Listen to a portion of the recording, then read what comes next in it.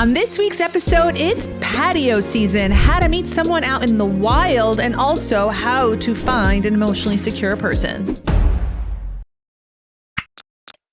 Welcome to the Ask a Matchmaker podcast. I'm your host, Matchmaker Maria, and today is June 11th, which means today is Lily Womble's Pub Day. Thank you, more please. Out at your independent bookstore, Barnes & Noble, Amazon. This is the new dating book of the season. And lucky for us, author Lily is joining us in the studio on Ask a Matchmaker. Welcome, Lily, to the podcast. I'm so glad to be here. This is going to be fabulous. This is going to be so great. Excited. This is going to be great. So, Lily, you're a dating coach. Yep. And I just want to go straight into it. Let's do it. Your book, right? Mm-hmm. The jacket, for those who can't see, because you're not watching me on YouTube, and you should absolutely go on YouTube and watch this because I make funny faces sometimes. Thank you, more please. And it says here, a feminist guide to breaking dumb dating rules and finding love. Yeah. Tell me more about these feminist dating rules. Okay, so I think that dating sucks because it's still in a patriarchal hot soup. How so? So if we think about conventional dating wisdom that says to play the numbers game, for example, that is basically telling women specifically, go on all the dates, don't really trust yourself, exhaust yourself. Then exhausting yourself thereby lowers your standards because you're exhausted and you're going to go on more dates with people that you shouldn't be going on dates with. And so thereby it's telling women that they should settle in order to find love. And that's just one example of how I think that the dating world is full of patriarchal dating advice that tells women specifically to shrink and want less and be less picky in order to find love. And then we also have the culture that we are all steeped in that treats single women as behind coupled women, that then adds to that pressure and adds to that feeling of is something wrong with me? And so as a feminist dating coach and someone who strives to be intersectional in my feminism, I really wanted to create the guide for feminists to find love while standing in their power. So how does a feminist find love? By asking for what they want directly. Okay, tell me more. Okay, so and I want to hear your take too. Oh no, I want to take it all in first before I respond because I'm not disagreeing or agree. I want to give you this platform to teach us a little bit more about. Let's just curl up with a cuppa and should we tell people what time it is? By the way, it's 8:44 a.m. It's 8:44 a.m. while we're recording this. We needed to get this episode to the people. Yeah. And I'm so grateful that you woke up at 5:30. Woke up at 5:30 to take a train at 6:23 from the station that I live at. Mm-hmm. Yep. And then maneuver the subway. There you go. And we're here now, and we've got to get these words to the people. We got this, though. I got my coffee. I feel great about this. By the way, can I talk to you about this coffee thing? Please. Oh, my God. I haven't had coffee since 2014. Okay. Is this now new today or what's happening? The last 2 weeks. Okay. So what happened was, maybe it's 2 weeks. It's probably 2 months. I don't even know what time is anymore. But in 2014, I went to the doctor. Okay. The doctor. Good. I don't know what just happened there. The doctor. Anyway. Yeah. And I was suffering from insomnia. I was not sleeping. Got it. And we did a blood test and they discovered that I'm not really processing the caffeine in my interesting. As fast as people should. Yeah. And I was only having one coffee a day. Okay. But that was enough to keep me up at night.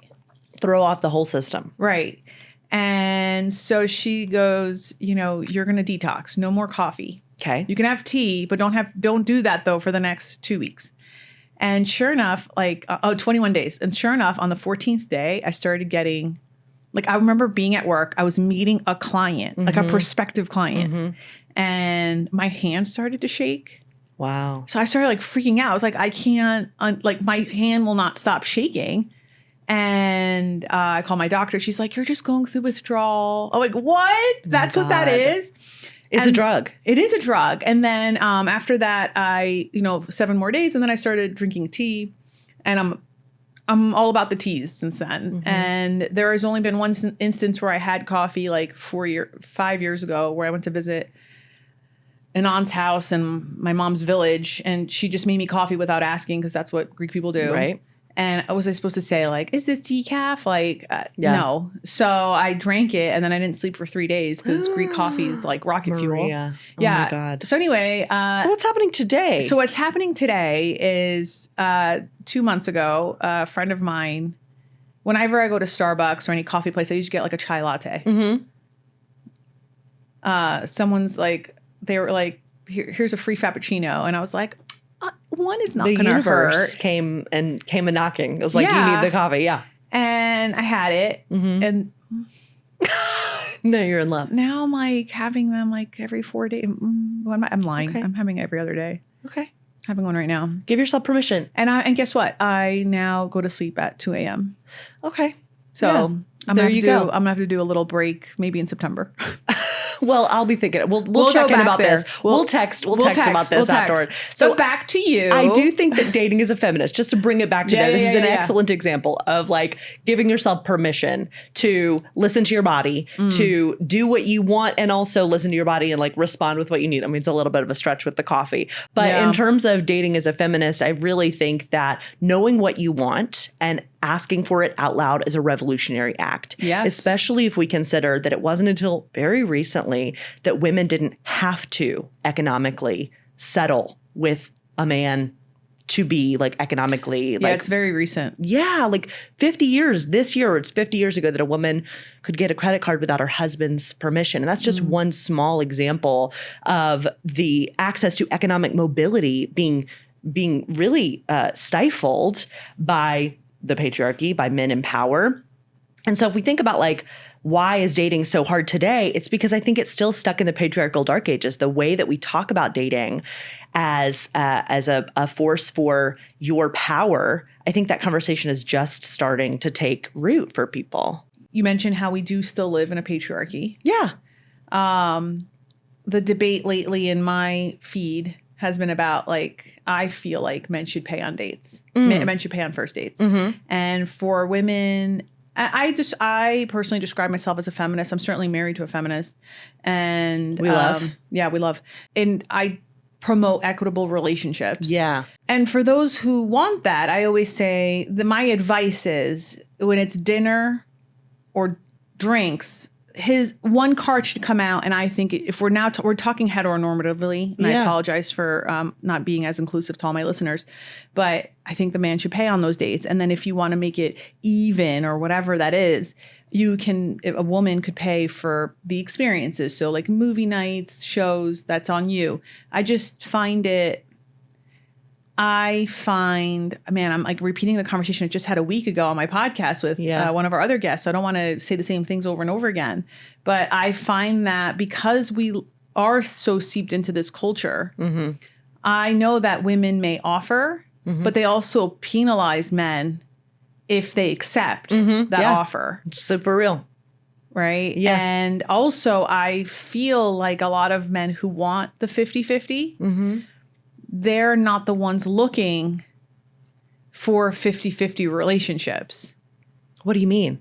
I've noticed a trend where men say stuff like, I thought we were equal. Let's do 50-50. Let's split. But they never acknowledge what it costs a woman to compete in the dating market. They never acknowledge that a woman might have more expenses in this dating market. So not only just the social equity of being a woman, right, having to attend events, but also, some people might invest in their fertility future, right? So these are expenses that men are just simply not accruing that women are. And also, statistically, women do get paid less than men. Women are given the emotional weightlifting of a relationship. And a lot of women, especially in the future, you don't know how your pregnancy might go. And you also don't know who's going to be caregiving your parents. Yeah. So there's all of these layers of expenses where women are constantly taken out of the workforce. Yeah. And to the detriment of their own success and being able to hit certain milestones in their career. Yeah. So I feel like the least you could do is pay for the first date. So interesting. I love the list of like, here's exactly how much money women are paying to be in the dating world versus men not paying that money. I think that that's really like a well-founded point.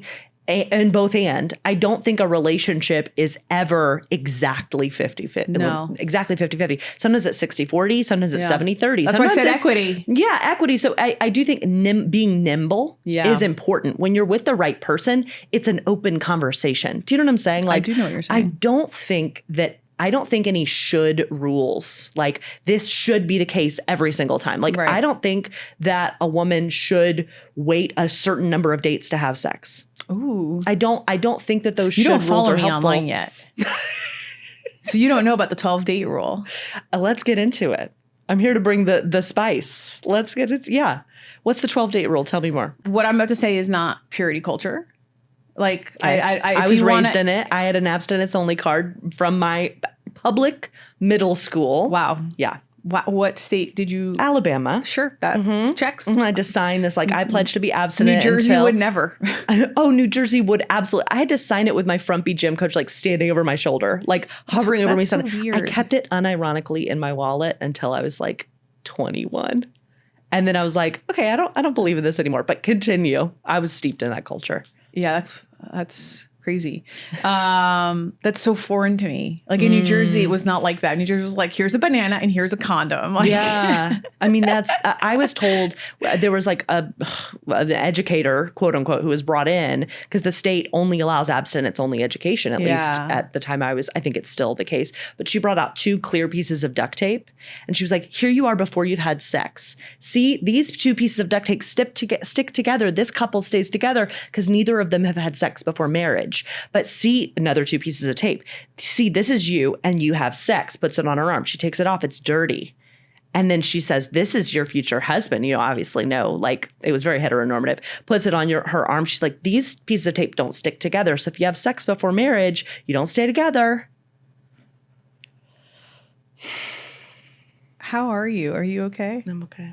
That's a lot. I know. That's like a long time ago. It's blowing my mind. I've never even heard of that example. So, well, this is why I'm like very anti the shoulds, right? That like I've seen how harmful the shoulds can be. However, different strokes for different folks. I want to hear the 12-date rule. I don't tell people they should do the 12-date rule. I just want to say that. Okay. Awesome. So I have the 12-date rule method. It's just a way to interact with people when you like someone. Yeah. And you want to see if it can go the distance. Will you make it 12 dates with someone? No, most people you're going to tap out at 5, 8, 4, whatever. Tap out, love it. Yeah. Is it okay if you have sex before 12 dates? Absolutely. Rules are meant to be broken. But what the 12-date rule method does, it just recenters compatibility away from physical to emotional. So I want people to discover, how do they treat you when you're having a good day? How do they treat when you're having a bad day? What are they like on a good day? What are they like on a bad day? And I think what the 12 dates, what confuses people who might not know Matchmaker Maria date math, I have Matchmaker Maria date math. We love. Is that it's 12 interactions. So to me, a date is a phone call, a video call, or an in-person date that's a minimum of 20 minutes, maximum 3 hours. You can have up to 2 dates in one day. And 3 of those 12 dates have to be in person. So usually 12-date rule takes about 2 to 3 weeks to complete. Like, I was just writing about this in my book, and I know I have at least 2,000 couples that have used this method. I have merch. Like, there are people who literally buy shirts that say 12-date rule bride. But is this for everyone? Of course not. You don't have to do it at all. I also hear from people all the time. They're like, I'm married and I think I 12-date ruled my husband, but do I believe in like there's this other, I don't know if it was, I forget who it was, but they were like, no kissing until 90 days. And I'm like, that's nuts. Yeah. Like, that's really hard. And, but I also, like, with 12-date rule method, I also believe in hoe phases. I also believe that if you don't think there's future with this person and you can find that fatal flaw where you can kind of like break down the oxytocin that you're about to get when you do have sexual relations with them, sure, absolutely hook up with them. There's no future, but stick to that fatal flaw. What is it? Know that it's not right.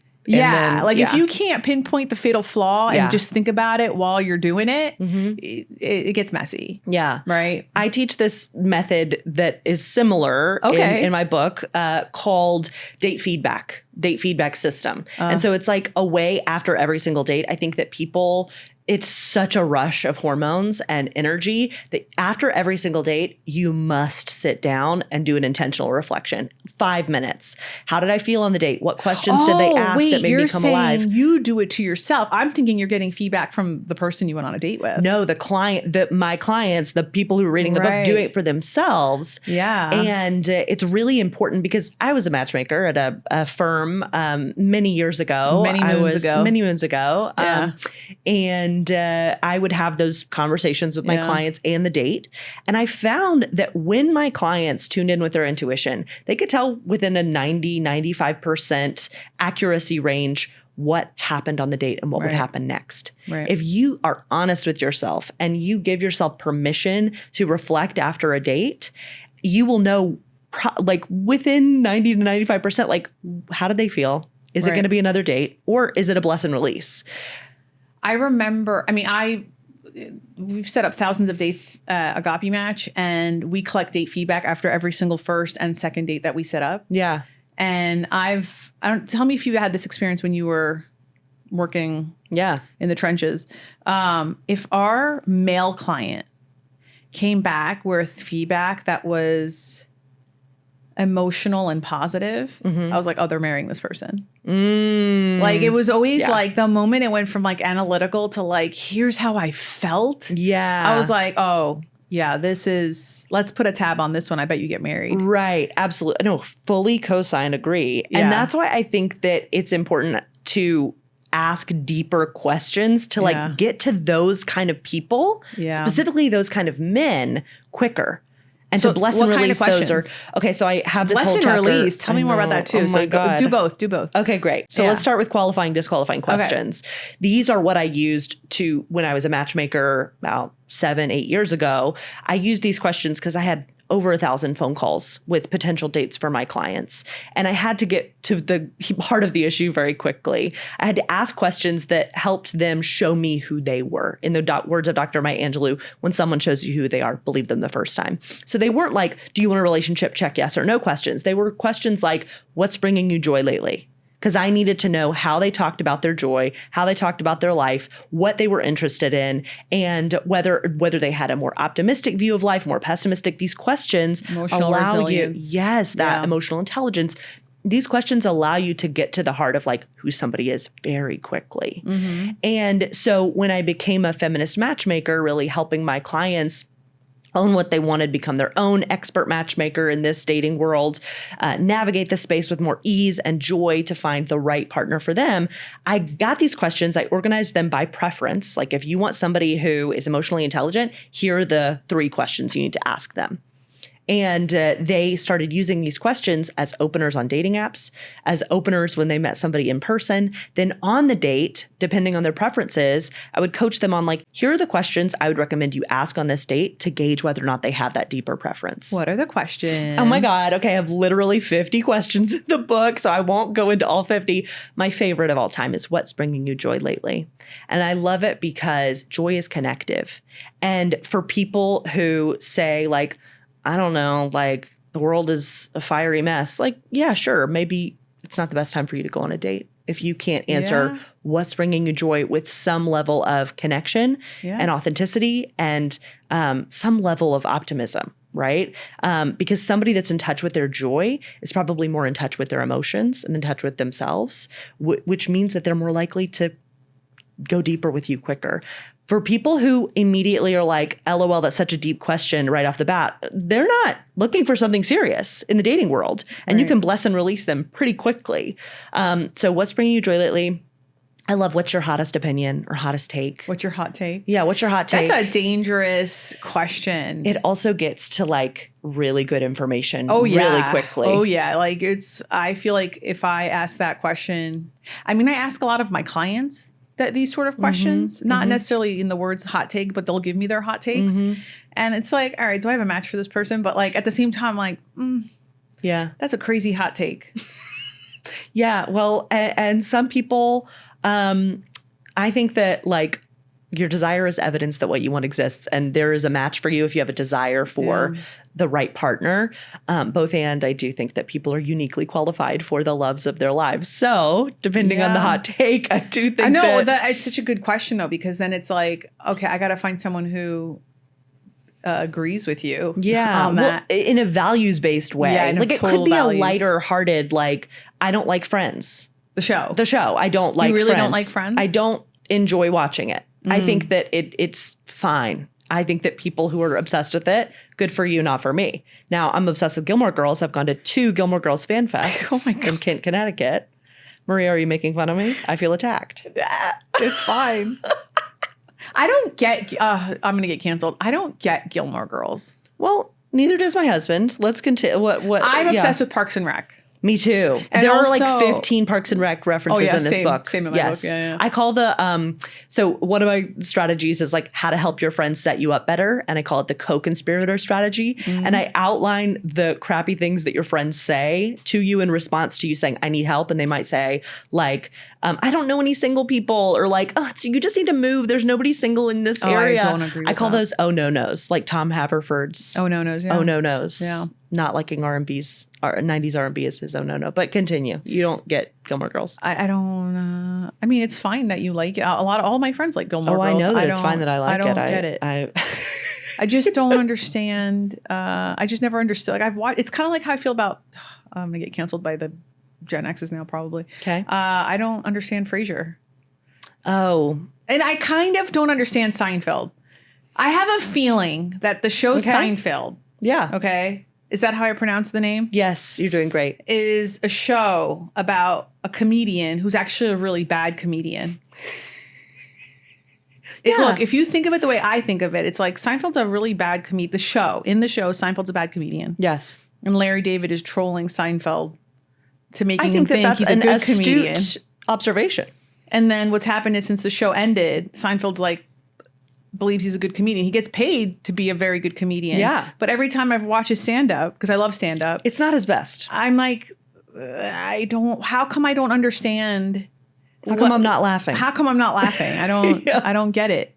So, I don't know. But hey, that's fine. Now let's pivot into bless and release, because you're very hardcore bless and releasing Seinfeld. You're blessing and releasing Gilmore Girls. You're I mean, I've watched these things. Don't get me wrong. It's not like I'm like, I don't. Oh, I've never watched the show. Like I've watched both shows. Yeah. You know. So I do think that. Different strokes for different folks, first of all. Second of all, bless and release is throughout my book. And I created this concept. I'm Southern, as we've aforementioned. I'm from the South. This idea of like, bless your heart. Now, that is a negative thing. Like if somebody says, bless your heart, like that's not a good, they're saying like, oh, you're so sad. You know what I'm saying? That's not what I'm talking about. See, in New Jersey, it's, Oh, so I just had a chill roll down my spine, Maria. Like if I open the door and they go like, and you say like, thank you. And they're like, like, it's not like you're welcome. It's, oh my God. Yeah. Oh my God. Anyway, go ahead.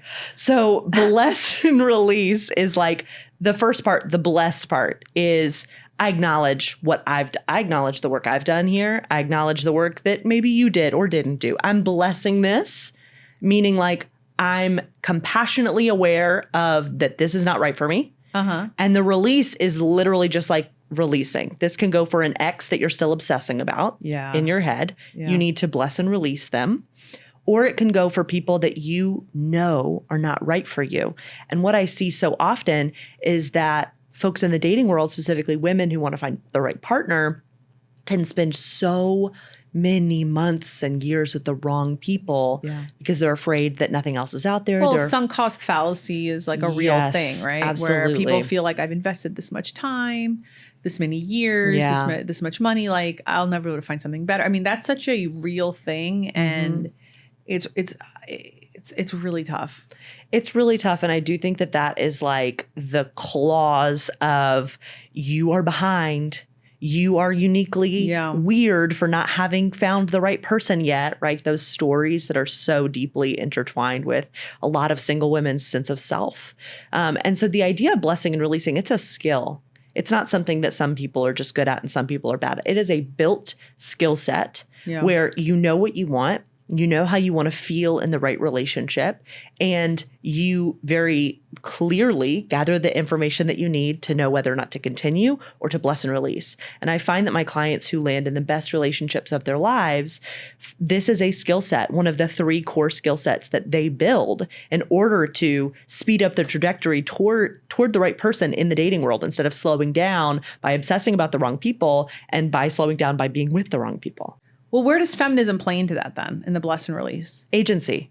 Okay. Choice. Yeah. So like this idea of like, I get to be with someone that makes me feel alive, seen, held. I deserve to feel like my partner is doing equal emotional labor. I deserve, and if they're not, then I get to choose to bless and release them, which is a radical act of agency, a radical act of choice in order to pursue that which is right for me. Mm-hmm. I'm not going to settle for a relationship because I think that it means something about me that I'm in a relationship, right? That it means I'm better or I'm more whole or I'm more attractive. I'm going to actually choose that what I want is more important than what my family, who thinks that I'm behind for being single, thinks, or my friends who think that I'm weird for still being single, thinks. I'm going to choose myself. And that's bless and release.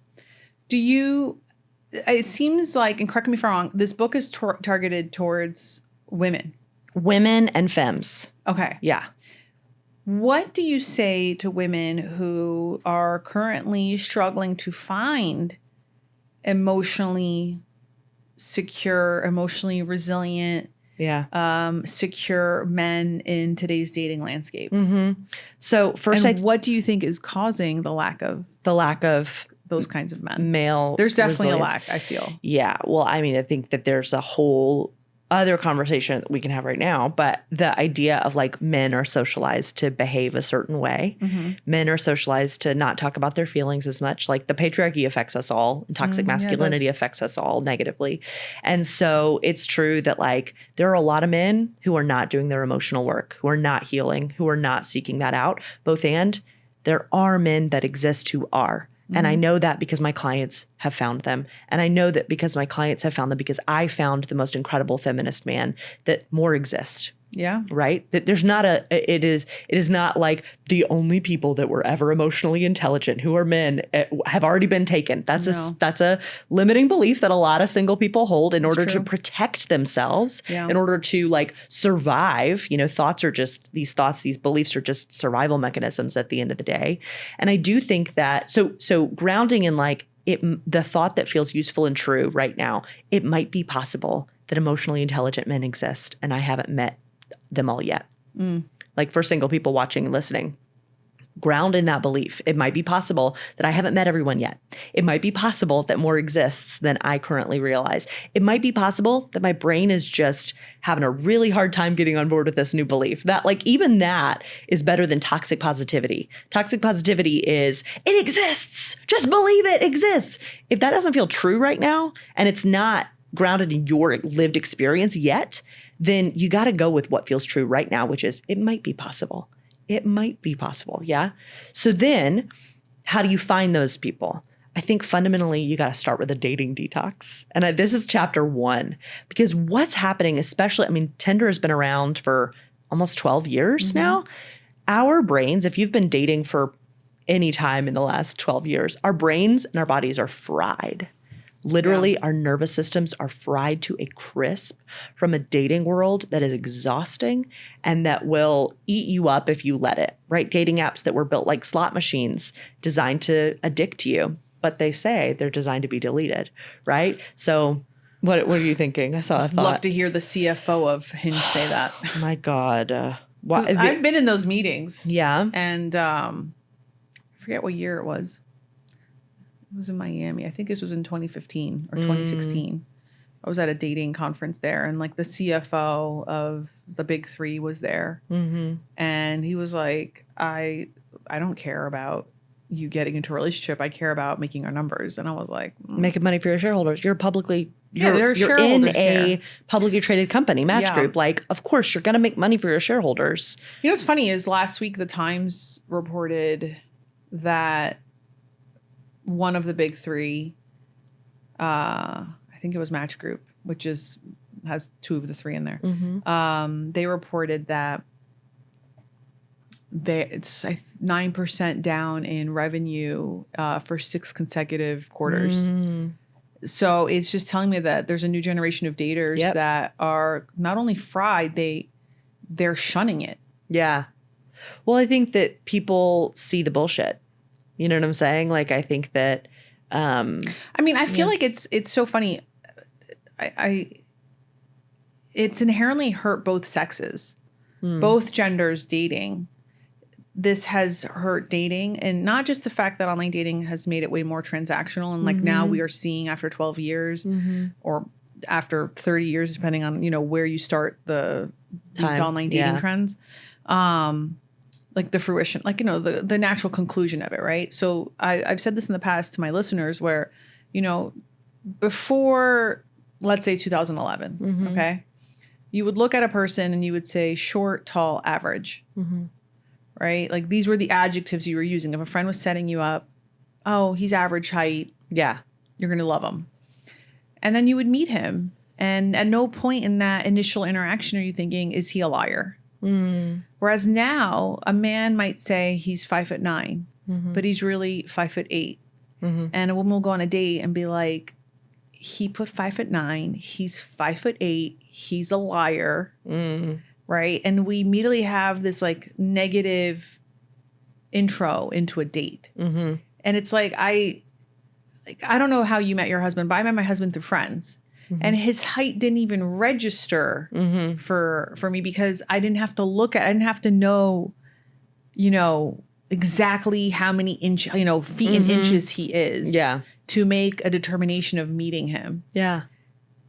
And I think that's what's, this is just one element of a lot of elements where, it's kind of like ordering a Starbucks order and then getting upset that they didn't add the caramel when, the caramel's expired. Like we need to move on, we can't, do you know what I'm saying? Like, we don't have all the ingredients today. Come back tomorrow. Right. If we have it, we have it, that sort of thing. Right. I think that for things that are I think that lying on profiles can be really troubling and an immediate red flag deal breaker. I'm not saying it's not. Both and. Yeah. I do think that height specifically, height is such a hot topic, I think, among women who are dating specifically. But it's just so new in the course of dating and also courting, right? Because like for me, the way I calculate when dating began is, the turn of the 20th century. Right. So like 1890, 1900 is when dating officially begins. And we had courting before that. I'm talking about America right now. In other countries, it's different numbers. And you see this and you're like, okay, nobody's talking about how tall people are. Or they're not talking about like balding. They're not talking about like, they're just not using certain adjectives. And then suddenly, Well, I do think that in terms of like women being allowed to choose. Oh, yeah. That's of course, attractiveness is playing in at a different level. Of course, our language is changing. Now that we don't have dowries and alliances. Right. Absolutely. Oh my God. I was not promised to my husband at a very young age by my 4 dad. cows? Right. No. So I do think that like it's shifted because of that. I also think that some people, okay, so I think there are 2 groups of daters. There's overfunctioners and underfunctioners. In response to the stimuli of dating, you can either overfunction, meaning muscle through, micromanage, survival hustling, right? All the time. This is like, I'm going to plan the date and I'm going to text them 15 minutes before and I'm going to get there 15 minutes early. And then after the date, I'm going to text them and I'm going to be like, oh, I enjoyed our time. Did you enjoy our time? And I'm going to, that like anxious energy, right? I've fallen into that camp many times. I was a late bloomer. I had no idea what to do in my dating life in my 20s. And then there's the underfunctioning camp, and you can swing between both. Underfunctioning is what dating life? You want the right partner, but you take your hands completely off the wheel because of fear, because of scarcity, because of the fear that what you want doesn't exist. Or one of my clients put it so beautifully. She said, I was taught that it was pathetic not to have a relationship, and it was also pathetic to want one. And she was in her mid-30s.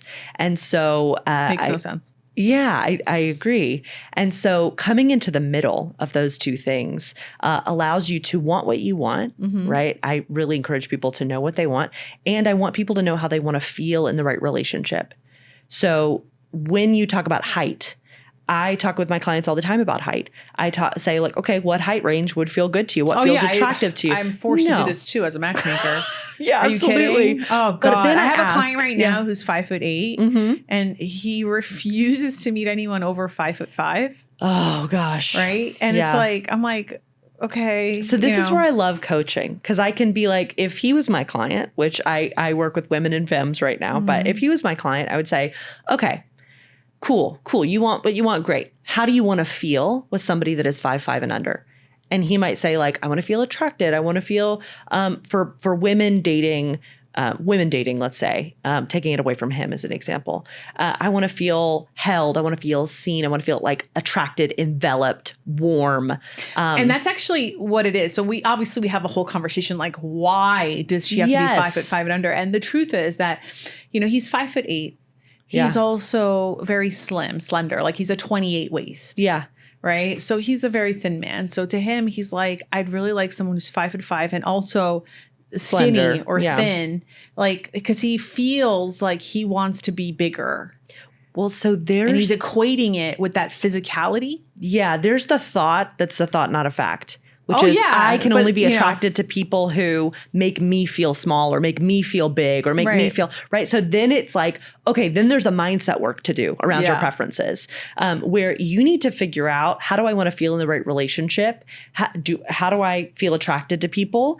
And what energy do they bring to the table that makes me feel attracted to them? In that case of somebody bringing that confident, warm, like sexy energy. Yeah. Am I open to dating somebody who is 5'8"? Really open though. I'm really proud of him. Like, because they'll say this stuff and I will obviously listen. Yeah. And I'll try to find like a middle ground. I mean, luckily we've had women that are on the shorter side. Yeah. But it's been on the slender side, but there's different body types in slender too, right? Like there's athletic, there's people who don't do anything. Well, none of us fit into a box. Exactly. None of us fit into a box. But I kind of massage things around in terms of coming back to like finding an emotionally intelligent man, if you're dating men. Oh yeah, bring that back there. Mm-hmm.